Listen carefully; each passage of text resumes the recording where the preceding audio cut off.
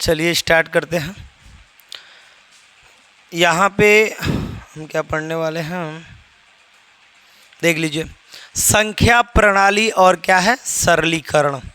तो total number system के बारे में हम पढ़ेंगे, ठीक है। इसमें सबसे पहले आपको मैं बता दूं प्राकृतिक संख्या के बारे में, और उसके पहले बता दिया जा रहा है कि अगर कोई लड़का या लड़की मैथमेटिक्स और रीजनिंग की तैयारी करना चाहते हैं तो आप लोग आइए, और 10 बजे से रोज़ाना क्लास चलता है, मैथ और रीजनिंग आपको पढ़ाया जाएगा, ठीक है। तो जो भी लड़के लड़कियां पढ़ना चाहते हो, मैथ रीजनिंग अच्छा से सीखने चाहते हो, बेसिक से एकदम पढ़ाया जाएगा, टोटल शुरुआत चीज़ें होंगी, ठीक है। तो देखिए, सबसे पहले प्राकृतिक संख्या किसको कहते हैं, बताइएगा। प्राकृतिक संख्या किसको कहते हैं? तो भाई जिसको हम गिन सकते हैं। गिनने का बात कहाँ से आएगा, तो 1 से लेकर 2 से लेकर 3 से लेकर कहाँ तक जाएगा, ये अनंत तक जाएगा। तो 1 से लेकर अनंत तक जितनी भी संख्या होती हैं टोटल क्या होती हैं, प्राकृतिक संख्या होती हैं, ठीक है।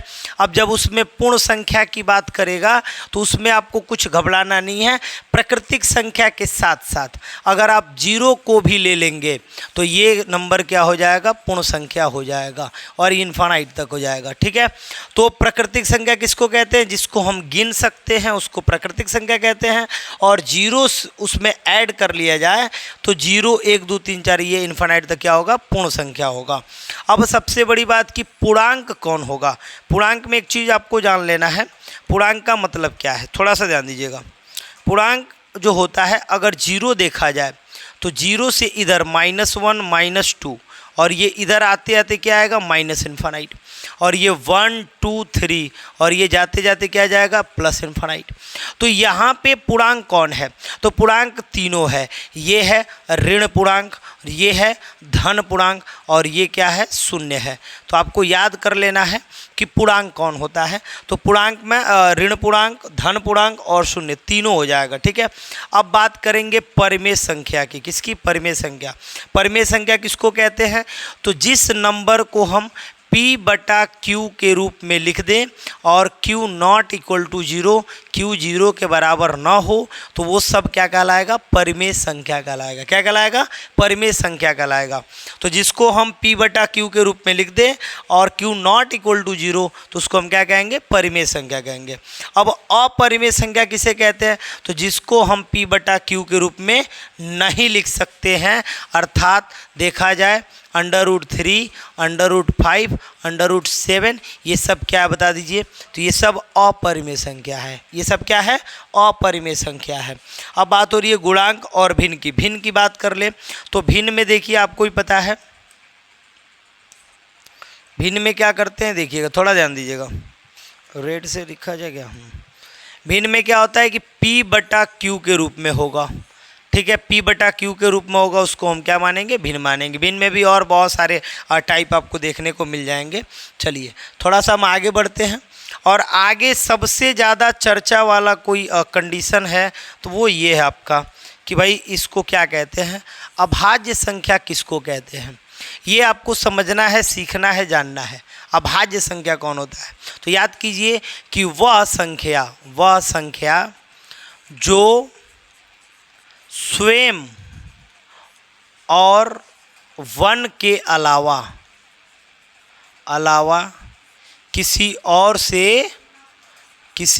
से विभाज्य न हो, किसी और से विभाज्य न हो, किसी और से विभाज्य न हो। कंडीशन क्या आपको समझ लेना है कि वह संख्या जो स्वयं, मतलब स्वयं से कट जाए, और नहीं तो 1 से कटे, बाकी और किसी से कटने वाला नहीं हो, और किसी से ना कटे, उसको हम कौन सा संख्या कहेंगे, बताइए, अभाज्य संख्या कहेंगे। कौन संख्या कहेंगे, अभाज्य संख्या। अभाज्य संख्या किसको कहते हैं, जो स्वयं और 1 के अलावा किसी और से विभाजित ना हो, उसको हम अभाज्य संख्या कहते हैं। अब इसमें क्या कंडीशन आता है कि देखिए कौन कौन होता है। जैसे में एग्जाम्पल के तौर पर हम देखें तो कौन कौन हो जाएगा, थोड़ा ध्यान दीजिएगा। देखिए एग्जाम्पल में 2 हो जाएगा, और कौन होगा, 3 होगा, और कौन होगा, 5 होगा, और कौन होगा, 7 होगा, और कौन होगा, 11 होगा, 13 होगा, है ना, और क्या हो जाएगा बता दीजिए, 17 हो जाएगा, 23 हो जाएगा, ऐसे डॉट डॉट बहुत सारे हो जाएंगे। अब इसमें एक क्वालिटी आपको समझना है, क्वालिटी क्या है वो समझना है। देखिएगा इसमें जो 2 आपको दिख रहा है ना, 2, ये जो 2 आपको दिख रहा है, थोड़ा सा ध्यान दीजिएगा, ये जो 2 आपको दिख रहा है, 2 जो है थोड़ा ज़्यादा ही हो गया ना, हाँ 2 जो है ये सम संख्या होता है। कैसा संख्या होता है? सम संख्या होता है। 2 जो है सम संख्या होता है। बाकी जितने शेष जितने बचेंगे, शेष जितने बचते हैं टोटल किस में होते हैं? विषम संख्या कहलाते हैं। टोटल किस में होते हैं? विषम संख्या। और जो ये 2 है वही एक अकेला क्या होता है? सम संख्या होता है। तो ये भी आपको याद रखना है कि 2 अकेला सम होता है, बाकी सारे के सारे क्या होते हैं? विषम होते हैं। ठीक है भाई। इसके बाद हमको क्या समझना है, थोड़ा ध्यान दीजिएगा। ये तो विषम और सम की बात हो गई। इसके बाद कुछ इंपॉर्टेंट इसके अलावा भी हैं। तो भाज्यता का नियम है, उसके पहले भी कुछ बता दे रहे आपको। अभाज्य संख्या, चलिए इसमें ही देख लेते हैं थोड़ा। अब देखिए अगर कहा जाए कि 100 से कम, 100 से कम, ये आप नोट करने वाले हैं, 100 से कम अभाज्य संख्या, मैंने 100 से कम, 1 से लेकर 100 तक अभाज्य संख्या कौन कौन होता है? तो बताइए कौन कौन होता है, कितना होता है? तो 1 से लेकर 100 तक अभाज्य संख्याओं की संख्या कितनी होती है? 25। और 50 तक अभाज्य संख्याओं की संख्या कितनी होती है? बता दीजिए, संख्या कितनी होती है? 15। याद कर लीजिएगा आज के बाद। अगर 100 से कम अभाज्य संख्या पूछा जाए तो कितनी होती है? 25। 1 से लेकर 100 तक के बीच में 25 गो अभाज्य संख्या होती है। और 50 तक के बीच में कितनी होती है? 15 गो अभाज्य संख्या होती है। और भी हम आगे इसमें जान ले, थोड़ा सा कंडीशन और भी जान ले। अगर कहा जाए 3 अंकों का अभाज्य संख्या बताइए, क्या बताएंगे आप? बताइए 3 अंकों की, अगर आपसे एक बात कहा जाए कि 3 अंकों का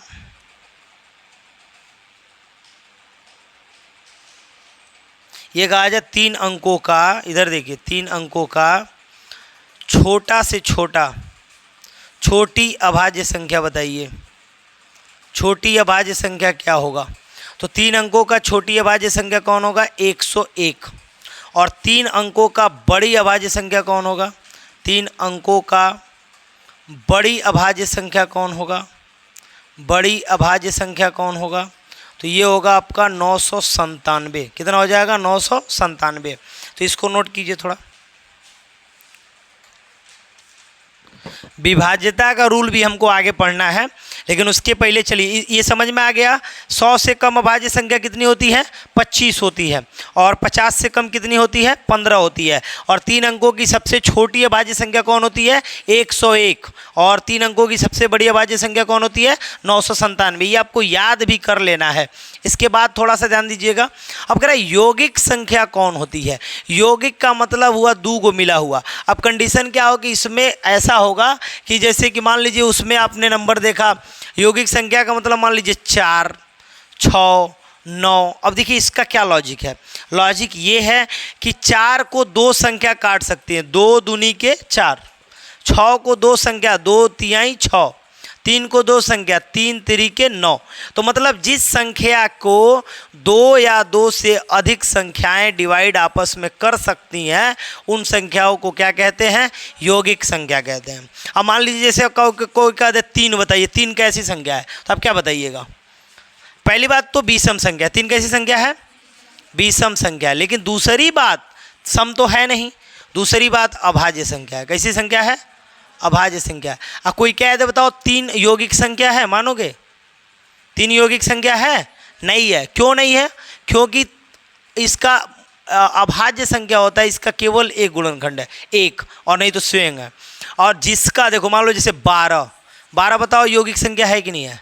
है, क्योंकि ये 6 दूनी क्या हो जाएगा? 12। तो भाई जिसमें 2 डिवाइड करने वाले मिल जाएं तो वो कौन सी संख्या होती है? यौगिक संख्या। अब है यहाँ पे सह अभाज्य संख्या। सह अभाज्य संख्या ये छोटे क्लास का ही पूरा है, समझना है। सह अभाज्य संख्या किसको कहते हैं? तो सह अभाज्य का मतलब हुआ या तो उसका एक गुणनखंड हो, मतलब दोनों को एक कटाए, नहीं तो स्वयं कटा दे। जैसे मान लो थोड़ी देर के लिए 4 ले लिए और 5 ले लिए। अब कोई एक नंबर इसको कटा सकता है? कौन कटा सकता है? ओनली 1 कटाएगा, दूसरा कोई कटा नहीं सकता इसको। जैसे मान लो 8 और 9 हो गया। 8 और 9 को कौन कटाएगा बताओ? 1। दूसरा कोई कटा देगा क्या? नहीं कटाएगा।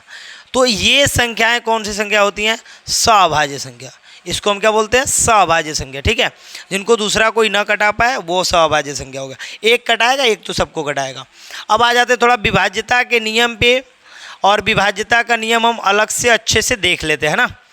विभाज्यता का नियम क्या है? देखिए, विभाज्यता का नियम टोटल आपको ध्यान से समझना है, क्योंकि जिस लड़के को विभाज्यता का नियम अच्छे से समझ में आ गया उनको परेशानी नहीं होती है मैथ बनाने में। सबसे पहले 2 से विभाज्य कौन संख्याएं होंगी बताइए आप? 2 से विभाज्य कौन संख्या होंगी? जिनके अंत में, मैं जो बात बोल रहा हूँ उसको बस ध्यान से सुनना है और टोटल याद कर लेना है।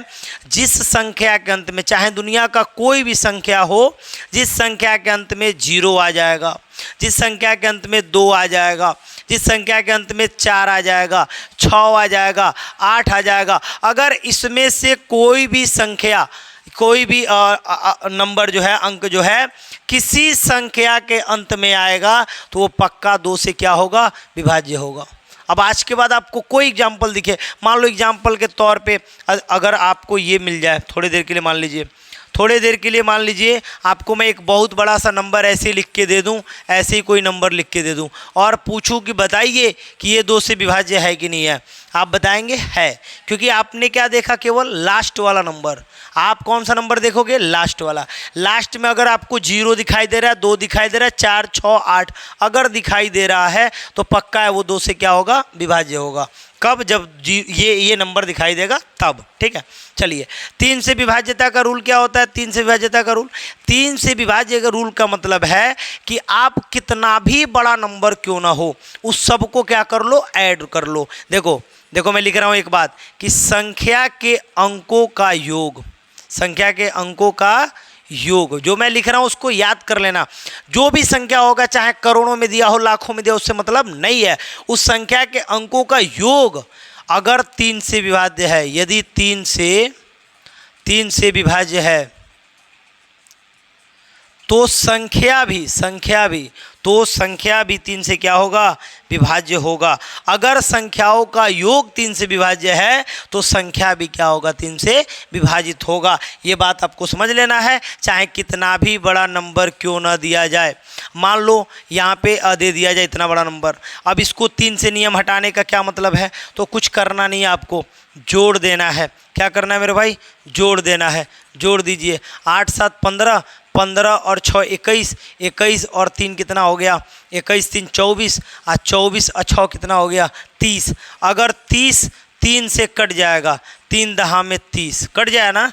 अगर इनका योग 3 से कट सकता है तो ये नंबर भी 3 से क्या हो जाएगा? कट जाएगा। बस बात खत्म। यही आपका एग्जाम्पल है। अगर संख्याओं के अंकों का योग 3 से विभाज्य है तो संख्या भी 3 से क्या होगा? विभाज्य होगा। ये बात आपको दिमाग में रखना है। चलिए हम आगे बता दे रहे हैं। आगे नेक्स्ट क्या है ये समझ में आया? तो 2 वाला क्लियर बताओ। 2 वाला क्या हुआ? 0, 2, 4, 6, 8 अगर अंत में दिखाई दे तो आप समझ जाना कि किससे विभाजित होगा? 2 से। अगर कितना भी बड़ा संख्या हो, उनके अंकों का योग 3 से विभाज्य होगा तो समझ जाना कि ये संख्या भी 3 से क्या होगा? विभाज्य होगा। अब आते हैं 4 की बारी। आ रहा है कि 4 से विभाज्य कौन होगा? तो 4 से विभाज्य होने का मतलब क्या हुआ? सुनिए, 4 से विभाज्य कौन होता है? तो आपने एक दिमाग बैठा लीजिए के बाद कि कितना भी बड़ा नंबर हो, अंतिम 2 कितना? अंतिम 2 अंक, अंतिम 2 अंक, 2 अंक लेना। अंतिम कौन? इकाई और दहाई। अंतिम 2 अंक 4 से विभाज्य है, 4 से विभाज्य है तो संख्या भी 4 से क्या होगा? 4 से विभाज्य होगा। तो संख्या भी 4 से क्या होगा भाई? विभाज्य होगा। ये आपको समझना पड़ेगा कि अगर जो 4 से विभाज्य का नियम क्या है, तो अंतिम 2 अंक अगर 4 से विभाज्य है तो संख्या भी 4 से क्या होगा? विभाज्य होगा। इसका मतलब हुआ, मान लीजिए कोई एग्जाम्पल के तौर पे ऐसे नंबर दे दिया जाए, ऐसे नंबर दे दिया जाए और यहाँ पे आपको यहाँ नंबर दे दिया जाए। अब पूछा जाए कि बताइए 4 से विभाज्य है कि नहीं है। अब आपको क्या पता इतना बड़ा नंबर है। आप क्या करेंगे? आप अंतिम का 2 अंक देखेंगे। अंतिम का 2 अंक देखेंगे, आपका पूरा ध्यान इस पे होगा। अगर अंतिम का 2 अंक 4 से कट सकता है, बताइए कट सकता है कि नहीं? 4 छक्के 24, ये कट सकता है तो पूरा नंबर भी क्या हो सकता है? कट सकता है। हम नियम पे ध्यान देंगे। और 4 से विभाज्य कब होगा? जब अंतिम का 2 4 से विभाज्य है तो पूरा नंबर भी 4 से विभाज्य है। कोई दिक्कत है किसी को? चलिए आगे बढ़ते हैं। समझ में आ रहा है कि नहीं बताओ? समझ में आ रहा है आप लोगों को? चलो 5 से विभाज्य का रूल क्या है? बड़ा आसान रूल है। अगर किसी के अंत में देख लो, अंत में 0 या क्या हो 5 हो, 0 या 5 हो तो पक्का वो पूरा संख्या 5 से क्या होगा? तो संख्या 5 से क्या होगा? विभाज्य होगा। ये आपको याद रखना है, विभाज्य होगा। अगर कोई संख्या कितना भी बड़ा नंबर दिया हो, उसके अंत में 0 दे दिया हो, 5 दे दिया हो, तो वो पूरा नंबर किससे विभाज्य होगा? पूरा नंबर 5 से विभाज्य होगा। ये दिमाग में रखिएगा, पूरा नंबर किससे विभाज्य होगा? 5 से विभाज्य होगा। ठीक है, चलिए 6 से विभाज्य का रूल क्या होता है बताइए? देखो 6 से विभाज्य का रूल होता है 2 गुणे 3 का, मतलब जो नंबर 2 से विभाज्य होगा और 3 से भी विभाज्य होगा, वो नंबर पक्का किससे विभाज्य होगा? 6 से। तो मैं 2 और 3 का रूल आपको बता दिया हूँ कि 2 और 3 का रूल कौन कौन होता है। तो जो संख्याएं 2 से विभाज्य होंगी, 3 से विभाज्य होंगी, वो संख्याएं किससे विभाज्य होंगी? 6 से भी विभाज्य होगी। ठीक है, अभी देखिए 7 से विभाज्य का रूल थोड़ा सा अलग होता है। 7 से विभाज्य का रूल क्या होता है तो ये समझना पड़ेगा आपको। 7 से विभाज्य का रूल का मतलब होता है कि अंतिम संख्या का 2 गुना, अंतिम अंक का क्या करना? देखिए मैं लिख रहा हूँ, संख्या के अंतिम अंक का 2 गुना, ठीक है, शेष अंकों में से घटाने पर प्राप्त संख्या 7 से विभाज्य है तो संख्या भी 7 से क्या होगी? विभाज्य होगी। तो संख्या भी 7 से क्या होगी? विभाज्य होगी। थोड़ा लिखावट खराब हो रहा है ना, ब्लैक पे रहेगा तो अच्छे से लिख के दिखाएंगे। चलिए कोई बात नहीं। अच्छा इसका मतलब क्या हुआ? 343। अब कह रहा है नियम के हिसाब से आइए, अंतिम अंक का 2 गुना, अंतिम अंक का 2 गुना कीजिए। 3 का 2 गुना क्या होगा? 6। शेष अंकों में से घटा दीजिए। 34 में से 6 घटेगा, क्या बचेगा? 28। अगर 28 7 से विभाज्य है, 7 चौको 28 होता है ना, तो पक्का है कि 343 भी 7 से क्या होगा? विभाज्य होगा। नियम पे आइए ना, नियम पे पूरा फोकस कीजिए, नियम को देखिए। तो कह रहा है अगर संख्या का अंतिम अंक का 2 गुना शेष अंकों में घटाने पर अगर 7 से विभाज्य है तो संख्या भी 7 से क्या होगा? विभाज्य होगा। बस और कोई बात नहीं होता है। अब आ जाइए 8वें नंबर पे। 8वें नंबर का कहानी क्या है देख लीजिए, थोड़ा सा देखिएगा। 8वें नंबर का कहानी क्या है? अंतिम 3 अंक कौन सा देख रहे हो? बाप रे, वही कहाँ चला जा रहा है? अंतिम कितना अंक? अंतिम 3 अंक देखिएगा। अगर अंतिम 3 अंकों से बनी संख्या, सुन लो, अंतिम 3 अंकों से बनी संख्या अगर 8 से विभाज्य है तो पूरी संख्याएं भी क्या होंगी? 8 से विभाज्य होंगी। ठीक है, पूरी संख्याएं भी 8 से क्या होंगी? विभाज्य होंगी। अब बात हुआ 9 की। 9 का कैसे क्या होता है? 9 का थोड़ा देख लिया जाए। 9 का कंडीशन क्या है? जिस प्रकार से 3 का आपने देखा था उसी प्रकार से किसका होता है? 9 का। 9 से विभाज्य का नियम होता है कि सभी अंकों को जोड़ लीजिए और जोड़ने के बाद अगर जो उसका योग 9 से विभाज्य हो रहा है तो संख्या भी क्या होगा? 9 से विभाजित होगा। तो संख्या भी 9 से विभाजित होगा, यानी अंकों का योग क्या करना होता है? इसमें अंकों का योग करना होता है, ये दिमाग में बिठा लीजिएगा। 10 से विभाज्य सबसे आसान होता है। जिस संख्या के अंत में 0 दिखे वो संख्या 10 से विभाज्य होगा। यानी अंत में क्या देखना है? बस आपको अंत में 0 हो तो संख्या क्या होगा? तो संख्या 10 से क्या होगा? विभाज्य होगा। 10 से विभाज्य होगा। ठीक है, इतना नोट कीजिए।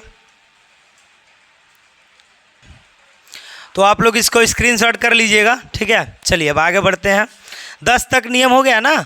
अब देखिए सबसे इम्पोर्टेंट कोई नियम है तो वो यहाँ पे आपको मिल गया है, इम्पोर्टेंट नियम एकदम। 11 से विभाज्य का नियम, 13 से विभाज्य का नियम, 17 से विभाज्य का नियम कैसे होता है ये बहुत ज़रूरी है जानना आपको। 11 से विभाज्य का नियम होता है, सुनिए मैं लिख दे रहा हूँ नियम को। देखिए स्थानों की बात करते हैं, सम स्थान, ठीक है, माइनस विषम स्थान। आप या तो सम स्थान माइनस विषम स्थान करो या तो विषम स्थान माइनस सम स्थान करो, लेकिन बचेगा जो संख्या, जो प्राप्त संख्या होगा, जो प्राप्त संख्या होगा, ठीक है, ध्यान रखिएगा। सम में से विषम को घटाइए चाहे विषम में से सम को घटाइए, प्राप्त संख्या 0 या 11 का गुणक आना चाहिए। 11 का गुणक हो तो 11 से विभाज्य है, तो संख्या 11 से क्या होगा, विभाज्य होगा। तो संख्या 11 से विभाज्य होगा, ये ध्यान में रखना है। कब? जब सम स्थान माइनस विषम स्थान और बराबर प्राप्त संख्या 0 या 11 का क्या हो, गुणक हो, तो वो संख्या पक्का 11 से क्या होगा, विभाज्य होगा। अर्थात कहने का मतलब है, मान लीजिए एग्जाम्पल के तौर पे हम आपको एक बात यहाँ पे लिख के दिखा दें थोड़ी देर के लिए। अपने मर्जी से कोई भी नंबर लिख देते हैं, ठीक है। चलिए अपनी मर्जी से मैंने लिख दिया कोई भी नंबर। अब मैं इसको देखना चाहता हूँ, ये करोड़ों करोड़ों में नंबर मिलेगा, हमको देखना है कि ये 11 से विभाज्य है कि नहीं है। अब इस बात को जानने के लिए हम किस पे आएंगे बताइए, अपने रूल पे आएंगे। हम क्या करेंगे, सम संख्या, देखिए सम संख्या चाहे विषम संख्या, जो अधिक रहेगा उसमें से घटाना है। तो पहले हम ये विषम लेते हैं। 7 3 कितना हुआ, 10, 10 7 कितना हुआ, 17, नहीं 7 3 10 7 17, 17 और 6 कितना हो जाएगा, 23, 17 6 23, 23 होगा। 23 और 8 कितना हो जाएगा, 23 में 8 जोड़िएगा तो 31, और 31 में 8 जोड़ेंगे तो कितना होगा, 31 में 8 जोड़ेंगे 39 होगा। 39 लिख दीजिए यहाँ पे। अब देखो ऊपर जोड़िए, 8 6 कितना हुआ, 14, 14 और 8 कितना हुआ, 14 और 8 जोड़ेंगे 22, 22 और 7 कितना हुआ बताइए, 29, 29 हुआ ना। 29 में 7 जोड़िए कितना होगा बताइए, तो 29 में जब हम 7 जोड़ेंगे तो 36 हो जाएगा, माइनस 36। बराबर में क्या बच रहा है भाई, 39 में से 36 जाएगा, क्या बचेगा, 3 बचेगा। 3 जो है ना 0 आ रहा है ना ही 11 आ रहा है, तो बताइए ये जो नंबर है 11 से विभाज्य है, नहीं है। 11 से विभाज्य है, नहीं है। कब 11 से विभाज्य होगा बताइए, जब इसको इसको सम स्थान माइनस विषम स्थान करने के बाद जो प्राप्त नंबर बचे उसको या तो 0 आना चाहिए या तो 11 आए, 11 दूनी 22 आए, 11 तिया 33 आए, इक्वली आए चलेगा, लेकिन 0 नहीं तो 11 का गुणक आए। बाकी दूसरा कोई नंबर आ गया, हम मानेंगे कि ये नंबर जो है इतना बड़ा सा नंबर, ये नंबर जो है विभाज्य नहीं है, ठीक है, तो ये विभाज्य नहीं होगा। तो ये हो गया 11 का रूल आपका। अब 12 का रूल 6 दूनी 12, 6 और 2 से जो कट जाएगा, देख लीजिए 12 के रूल में आपको यही सीखना है कि 12 का कौन कौन होता है, 2 गुणे 3 होता है ना।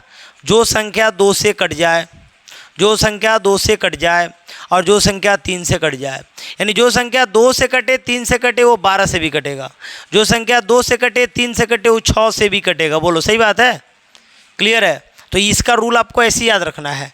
2 का रूल याद करा दिए हैं, 3 का रूल याद करा दिए हैं। तो जो 2 और 3 से कटेगा 6 से भी कटेगा, जो 2 और 3 से कटेगा वो 12 से भी कट जाएगा। क्लियर बात है। तो ये 12 वाला रूल ख़त्म। 13 वाला ज़बरदस्त है, ज़बरदस्त इसको बोला जाएगा। इसमें देखिएगा क्या करते हैं आप, अंतिम कितना अंक लेंगे, अंतिम देख लीजिए, अंतिम अंक का 4 गुना करके शेष अंकों में जोड़ देते हैं। क्या कर देते हैं, जोड़ देते हैं। प्राप्त संख्या 13 से विभाज्य है, प्राप्त संख्या 13 से विभाज्य है तो संख्या भी 13 से क्या होगा, विभाज्य होगा। अब उसके बाद 17 से विभाज्य का देख लीजिए, ये नियम समझिए एक बार आप समझिए। अंतिम अंक का कितना गुना कर दीजिए, 4 गुना, और करके शेष अंकों में क्या कर दीजिए, जोड़ दीजिए। अगर वो संख्या 13 से विभाज्य है तो पक्का वो संख्या भी 13 से क्या होगा, विभाज्य होगा। अब लास्ट इसका देख लीजिए, 17 से विभाज्य कौन होगा, अंतिम अंक का देख लीजिए, अंतिम अंक का 3 गुना, सॉरी अंतिम अंक का 5 गुना, अंतिम अंक का कितना, 5 गुना करके शेष अंकों में से घटा देने पर प्राप्त संख्या 0 या 17 आए, 0 या प्राप्त संख्या,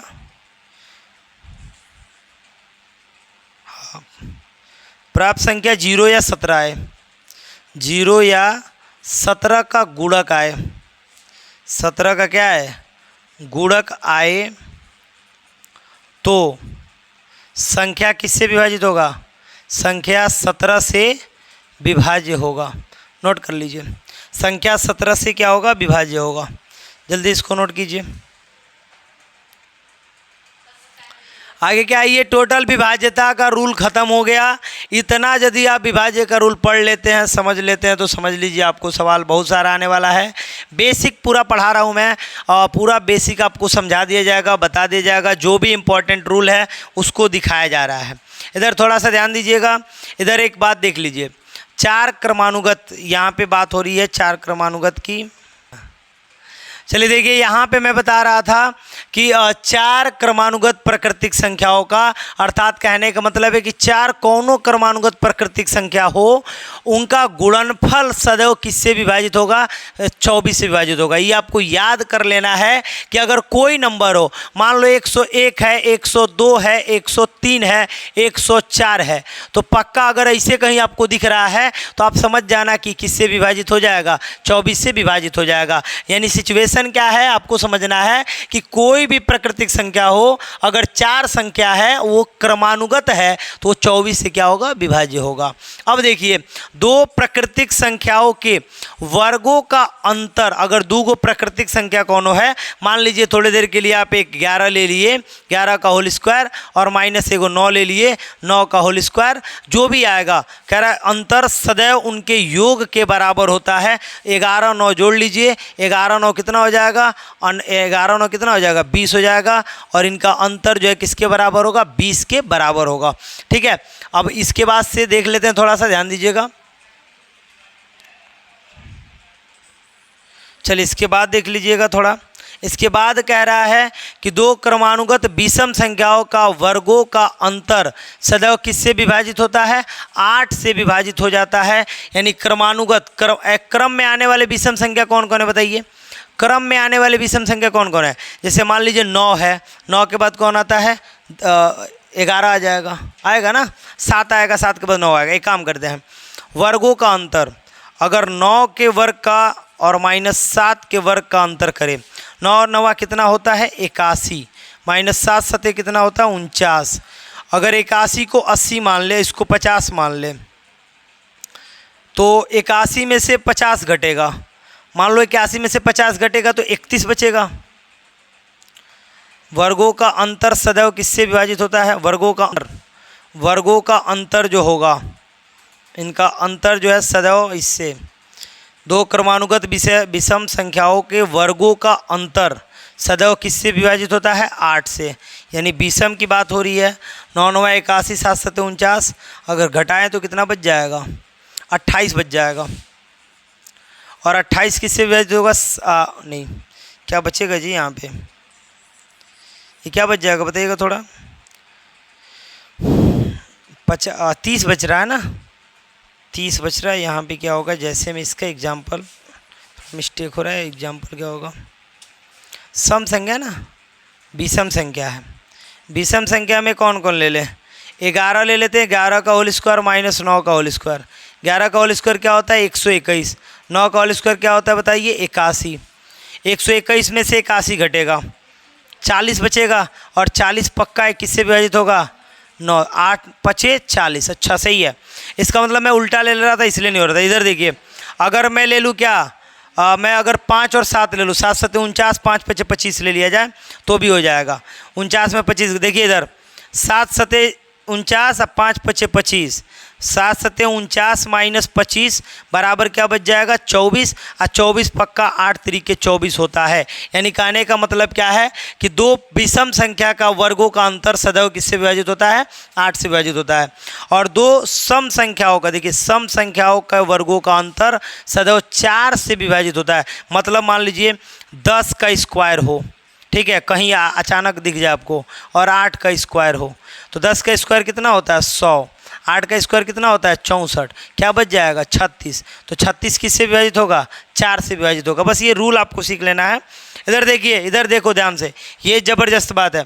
6 बार दोहराया गया कोई भी अंक, मान लो तुम ले लिए कोई लिख दिया ऐसे 5 5 5 5 5 5 5, 2 2 4 2 6 एक साथ हो जाए।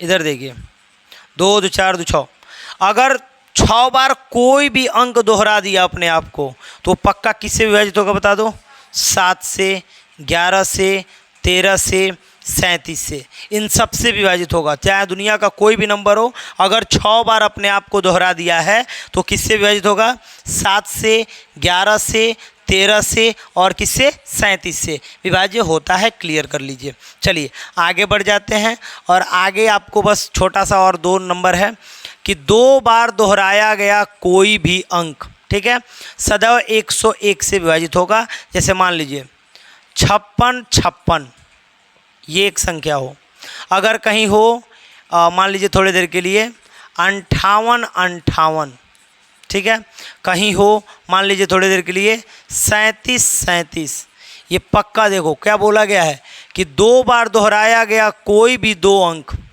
2 बार दोहराया गया कोई भी 2 अंक सदैव किससे विभाजित होगा 101 से विभाजित हो जाएगा।